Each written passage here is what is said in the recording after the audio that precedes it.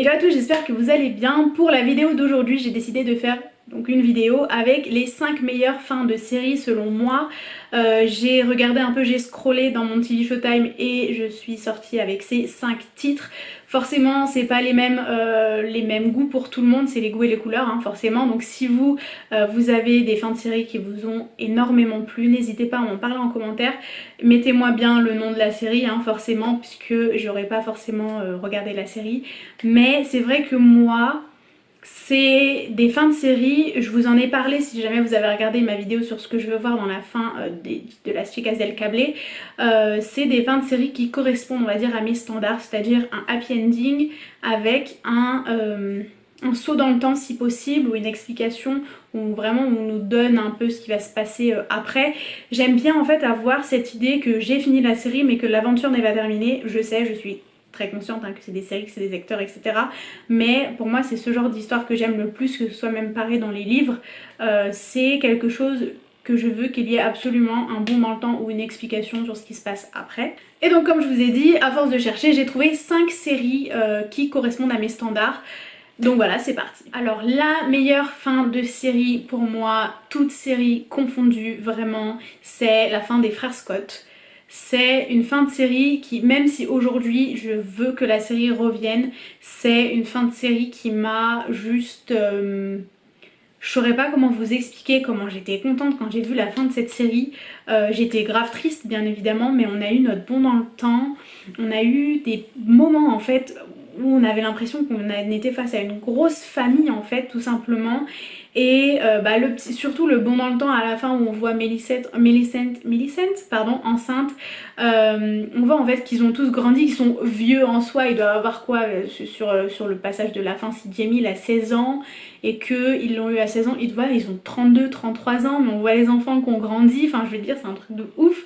On voit que Jamie il a dépassé son père, enfin j'ai adoré cette fin de série puisqu'on a quand même eu le happy ending actuel et après on a eu le saut dans le temps et vraiment j'ai adoré. Je saurais pas déjà vous expliquer mon amour pour cette série parce que cette série en fait elle fait juste partie de mon enfance, elle fait juste partie de ma vie et c'est vrai que la fin, ne serait-ce que quand on les a vus tous chanter le générique au trick, enfin même si voilà on a toujours ce petit goût amer parce que on n'a pas eu Lucas, on n'a pas eu Peyton à la fin.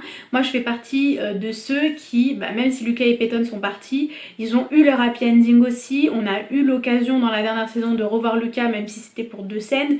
Je trouve qu'on a eu une fin de qualité, vraiment de très très grande qualité. Moi quand on a perdu Lucas et Peyton j'avais peur que ça passe vide, mais finalement en soi on avait Clay, on avait Queen, on a eu voilà beaucoup de personnages comme ça qui ont fait que même si ça faisait de la peine, on était bien quand même. Et c'est vrai que c'est une fin que j'ai adorée. Même si voilà j'aurais aimé ne serait-ce que revoir Peyton chanter au trick, enfin Peyton et Lucas chanter au trick avec les autres. Après c'est vrai quand on prend du recul, on sait tout ce qui s'est passé avec l'affaire Mark Schwann etc. Je me rends compte que c'était vraiment pas, enfin que les actrices n'étaient vraiment pas à l'aise sur le plateau, donc je me dis qu'on a quand même eu une fin de qualité vu tout ce qui se passait. Mais voilà, c'est juste été pour moi la meilleure fin de série qui pouvait arriver à toutes les séries confondues. La deuxième fin de série que j'ai juste adorée, qui fait partie pour moi, ouais c'est la deuxième en fait à mon avis dans mon top 3, voilà on a les frères Scott, on a Gossip Girl, donc en fait la fin de Gossip Girl on a juste eu une fin de folie, j'ai adoré tous les couples que je voulais qu'ils finissent ensemble, ont fini ensemble. Et j'ai surtout aimé le fait que Nate ne finisse pas forcément en couple, puisque lui, tout son parcours dans la série en fait ça a été en fait la déchéance de son père et puis les problèmes avec son grand-père, vous voyez ça a juste été lui, sa carrière, en fait il a réussi à devenir la personne qu'il est devenu seul, je sais pas trop si vous voyez ce que je veux dire. En plus de ça, voilà on a eu le endgame de nos couples, le mariage de Blair et Chuck bien évidemment c'était juste merveilleux et on a eu surtout le 5 ans plus tard avec donc Henry le fils de Blair et Chuck, j'ai adoré. Après honnêtement je me suis dit un mariage 5 ans plus tard pour Dan et Serena c'est chaud quand même, enfin je veux dire 5 ans c'est énorme, surtout qu'on savait déjà qu'ils finiraient ensemble, enfin voilà quoi. Après il y a juste l'affaire Rufus et Lily où moi je sais que j'ai des potes à moi qui pensent qu'ils ont fini ensemble. Moi je sais parce que je l'ai lu en fait, j'ai lu les scénaristes ont dit qu'ils ne finissaient pas ensemble, il y a eu un bisou bizarre mais comment ça se fait qu'ils n'ont pas fini ensemble et comment ça se fait qu'au mariage de Serena il n'y avait pas le fils de Rufus et Lily. Voilà, ça m'a perturbée, mais globalement j'ai vraiment eu une très très bonne fin de série avec des très bonnes musiques. C'était la série, la musique, ah je sais plus comment elle s'appelle, mais You've Got the Love quoi. J'ai aimé, voilà, j'ai mon 5 ans plus tard en plus de ça. Moi je suis ce genre de personne qui veut absolument des tatata plus tard parce que voilà, ça donne une essence à la série et voilà, c'est tout pour cette deuxième série. La troisième fin de série que j'ai préférée, c'est la fin de la série Règne. Alors je sais que pour certains, ça va être un peu incompréhensible, mais je suis fan de tout ce qui est famille royale, donc en histoire de France, histoire d'Angleterre, enfin d'Écosse, histoire du Royaume-Uni en général, et histoire d'Espagne. Et c'est vrai que bah en regardant un peu, en lisant tout simplement des livres, je savais que Francis allait mourir, c'était logique. Je savais aussi que Marie mourrait à la fin, mais je savais pas jusqu'au bout comment la série allait aborder cette mort, parce qu'ils auraient très bien pu faire mourir Marie et puis c'est tout. Et là on a eu une fin, bon, on a eu un 20 ans plus tard, pas forcément le 20 ans plus tard qu'on désirait, mais c'est vrai qu'en soi Marie à la fin elle a tout ce qu'elle voulait, dans le sens où son fils il va unir tous les royaumes. Donc non seulement son héritier, non seulement elle a un héritier déjà, ce qui était déjà une galère à part entière dans la série, mais elle a un héritier qui va être le roi qui va tout unifier, donc l'Écosse et l'Angleterre. Donc en soi Elisabeth elle a gagné, mais sans réellement gagner, parce qu'à partir du moment où bah c'est pas son héritier à elle, même si en quelque sorte je pense qu'elle l'a élevé, puisque bah Marie elle s'est fait arrêter, le bébé était bébé. Bref, je sais pas pourquoi je m'étale à fond, mais pour moi c'est Marie qui a tout gagné dans cette histoire, même si je sais qu'elle a eu une vie horrible, qu'elle est morte du coup assassinée. Et quand j'ai vu en fait qu'on n'avait pas entendu le coup de hache, on a vu la hache arriver sur son cou, et là d'un coup comme dans un rêve, et j'ai vu Francis, mais vous savez pas à quel point j'ai pleuré. J'étais tellement contente, et juste le revoir, je m'y attendais tellement pas. Et c'est ça qui est merveilleux, c'est que j'étais tellement focus sur le fait que c'était la fin de l'épisode, de la fin de la série quoi. Et je me suis dit non, ils pourront pas nous faire une bonne fin en ce temps là, surtout qu'on avait perdu Lola, on a perdu toutes les filles en fait, toutes les comment ça s'appelait, c'est pas les femmes de chambre, mais voilà, toutes les copines de chambre de Marie. Je me suis dit ils peuvent pas nous faire une bonne fin. Et vous savez quoi, bah j'ai vu ça et j'ai adoré la fin.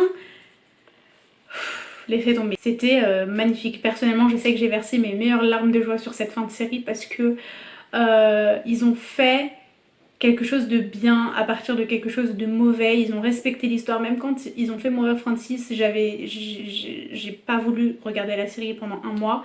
J'ai pas voulu regarder 2 séries pendant un mois. C'était une dépression sériephilienne. Je sais pas du tout si ça se dit, mais bon voilà. Mais là ils nous ont donné une fin d'extrait, pardon. Et c'est vrai que là ils nous ont donné une super belle fin, et j'ai adoré. Mais après encore une fois c'est vrai que c'est pas au goût de tout le monde, dans le sens où il y a certains qui s'attendaient même pas à ce qu'elle meure, et d'autres qui voulaient qu'elle ait un happy ending. Mais je suis désolée, son vrai amour c'était Francis. Donc elle avait beau voilà s'être mise avec d'autres gars, à la fin voilà son amour c'était Francis, et elle devait finir avec lui. Et en fait ils ont réussi à nous faire un endgame mortel. Donc j'étais, enfin mortel, c'est horrible de dire ça, mais de nous faire un endgame au-delà de la mort. Donc je suis juste super contente. Juste de m'en souvenir, là j'ai envie de recommencer la série. Mais il faut que j'arrête de recommencer des séries, c'est plus possible. Là je vais jamais m'en sortir si je continue de faire ça. La quatrième meilleure fin de série pour moi, ça a été la fin de Teen Wolf. Dans le sens où pareil, ils ont tous fini comme une grosse famille. Ce que j'ai adoré dans Teen Wolf, c'est que au contraire des frères Scott, malheureusement, ils ont réussi à faire revenir un peu tout le monde. Bon, mis à part les morts. Mais voilà, on a revu des personnages qu'on n'avait pas vus depuis certaines saisons. On a revu Derek, même s'il avait été là un petit peu dans la saison, on a quand même eu une fin avec Styles. On a su le nom de Styles. Qui est-ce qu'il y a eu encore? On a vu le retour de Hayden, je crois que c'est Hayden le jumeau qui est pas mort. On a vu le retour de Jackson. J'ai adoré en fait, parce que c'était plein de retours, je m'y attendais pas du tout.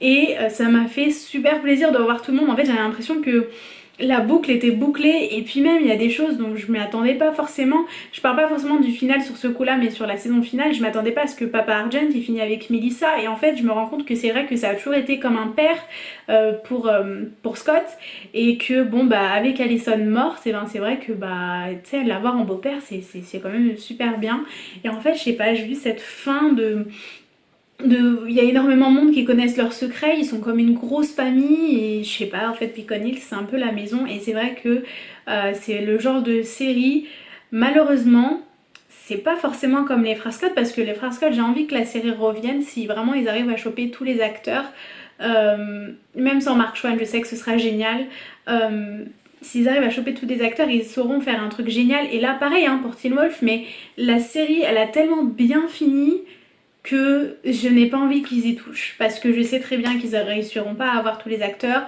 dont Styles par exemple ils ne réussiront pas à avoir Dylan O'Brien donc je ne veux pas je veux que personne touche à la série. C'est assez drôle parce que excusez-moi, c'est assez drôle parce que ma meilleure amie vient de recommencer la série et j'ai envie de recommencer avec elle mais c'est le genre de série qu'en fait j'ai regardé de A à Z. Je dis pas que je la regarderai jamais mais c'est juste que j'ai été tellement bien quand j'ai terminé que j'ai juste pas envie d'y toucher. Et enfin la 5e série qui pour moi a eu un des plus beaux finals de toutes les séries. C'est pas forcément une série très connue, elle s'appelle The Musketeers, donc les mousquetaires. Je connais pas la traduction en français pour la série puisque des fois elle diverge, mais j'ai juste adoré ce final. Pareil, il y a des choses, des couples, non seulement la reine et Aramis qui ne pouvaient pas forcément finir ensemble, ils ont réussi à nous les faire finir ensemble. Ils ont réussi en fait à nous donner ce qu'on voulait tout en, je vais pas dire respectant l'histoire parce que pas du tout, hein, on sait pas du tout comment ça s'est passé, mais ils ont tous fini heureux et en fait ils avaient chacun d'eux, que ce soit Athos, Porthos,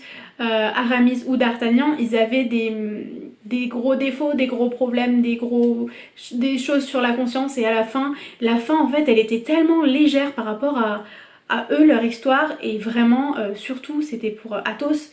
Athos il en a vécu des choses quoi et j'ai aimé le fait que vraiment cette série se finisse en légèreté et là je le dis vraiment je vais recommencer la série parce que j'ai adoré. Je sais pas si, je crois que ouais elle est disponible je crois sur Netflix mais je vais pas faire comme dans Call the Midwife, je vais bien regarder avant de vous dire une bêtise et je préciserai là parce que pour Call the Midwife je vous ai dit qu'elle était dispo parce que j'avais le souvenir qu'elle était dispo et finalement Netflix l'a enlevée de Netflix France et elle était sur Netflix Angleterre ou États-Unis donc là je regarderai bien mais je crois bien qu'elle est dispo sur Netflix France et c'est vrai que la série elle vaut vraiment la peine. C'est pas la série voilà, la plus ouf du monde mais elle est super agréable et franchement on la regarde très rapidement et c'est vrai que bah, le final, la boucle est bouclée encore une fois. J'ai adoré. Donc voilà c'est tout pour cette vidéo, j'espère qu'elle vous a plu.